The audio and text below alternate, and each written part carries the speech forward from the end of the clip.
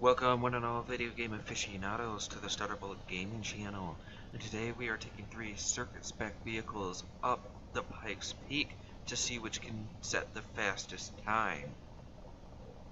The first vehicle we have today is the 2010 Chevrolet Camaro SS. It has 654 brake horsepower, 604 foot-pounds of torque, and it weighs 3,156 pounds. It sounds like an incredibly fast vehicle.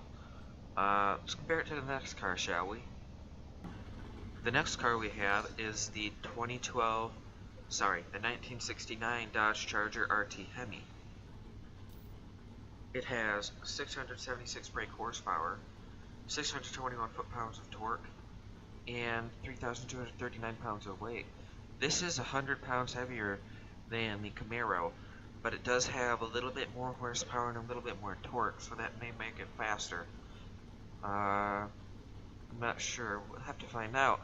On to the next car. The next car we have is the 2012 Dodge Challenger SRT 8392.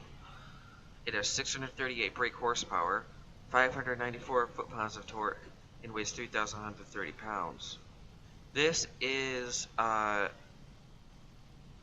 it weighs about the same as the Camaro, but it has less torque, and I think it has less horsepower, which seems like it'd make it go in last, with the Charger in first and the Camaro in second.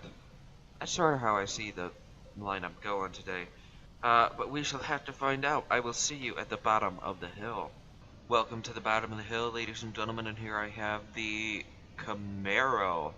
Let's see how it can do. 3, 2, 1, go. So, I do feel like this is going to arrive in second. That's where I feel like it's going to go. Very nice through those corners. This has the surprisingly large amount of horsepower that is required to make these vehicles, well, the type of these vehicles fast. If you want a fast vehicle of this type, then you give it a lot of horsepower, but usually the handling is very good, except in the Cadillac Escalade's handling and circuit is nothing to be proud of. There's definitely nothing to be proud of. But yes, this vehicle feels very good through the corners, but considering it's a Circuit Spec, it's sort of hard to tell if they're good or bad through the corners, although I am detecting a slight bit of oversteer. Yes, I feel like this has a slight bit of, yeah, it has some oversteer. So it's a little bit of an oversteery Circuit Spec, oh well. It's a lot of horsepower stuck into some large back wheels. That's what you get when you put a lot of horsepower in a car, oversteer. Or understeer, considering what type of car it is. You get one of the two. Well, usually oversteer. Yes. So this vehicle is very fast in the straights, very fast through the corners. We shall soon find out where else it is very fast. If it's going to be okay over the jump. The jump is the only thing that the circuit cars ever have to tame, because they're the only ones who can actually take the jump. And in the speed, see? That's what I'm talking about, the jump.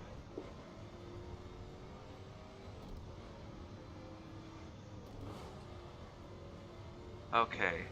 Wow, that was incredibly quick up to the line comparatively to other vehicles.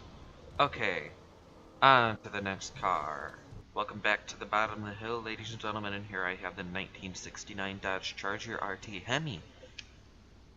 Let's see how this thing does. 3, 2, 1, go. So I feel like this, oh my goodness. Look at the launch off the line. I feel like this is going to be quite a lot faster than the... Oh, what the heck was that? quite a lot faster than the Camaro. Because I can feel that it doesn't feel as good through the corners as the Camaros. But holy cow, does it feel ever so much faster with the speed. It feels so much faster with the speed. Since it only has 100 pounds difference between the Camaro and this Charger, the Charger being heavier, that and the Charger has a distinguishable different amount of horsepower, it would make sense that this would be that this would be faster. Because 100 pounds is like only half my body weight. Actually, it's less than half of my body weight. If you're to be generous. Kidding. It is about half my body weight, but it's half the body weight of a lot of fat people. Except 400-pound people. This is awkward. Yes. So, that difference is not very substantial. It's just like having a child sitting next to you in the passenger seat in this car. It's like it's like taking out a seat. Just leaving a seat in this car. Which, I don't see any seats, so, yeah. This also feels a little bit better through the corners. Maybe it has thicker tires also. All I can say is that I hope this beats the Camaro. Because I like the Charger over the Camaro.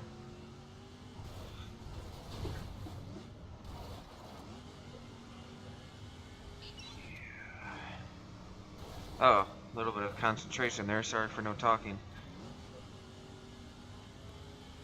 Okay, on to the line. Okay.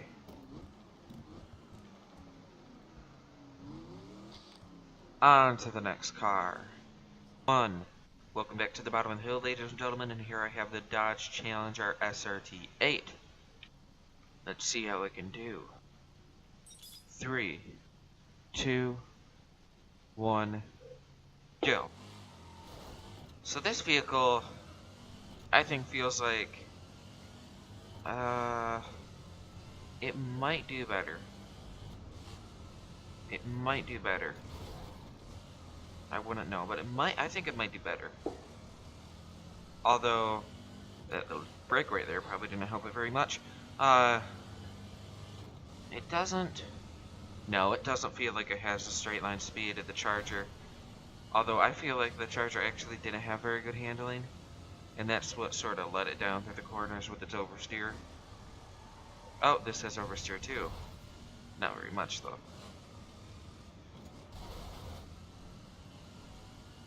Yes, I feel like that was what let the Charger down. Fortunately,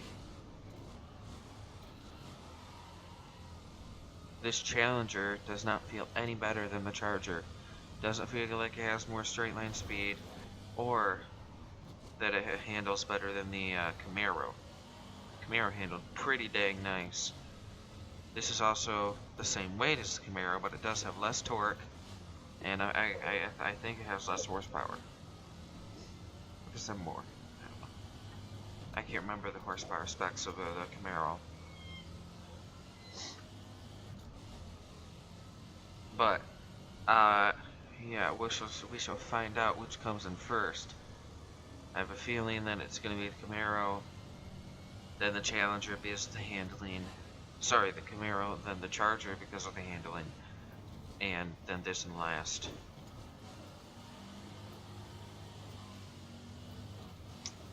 Unfortunately today I do not have time to wait for the rain to stop. I have to finish the lap with the rain on. Which just sort of is going to support my theory of the Charger coming in last.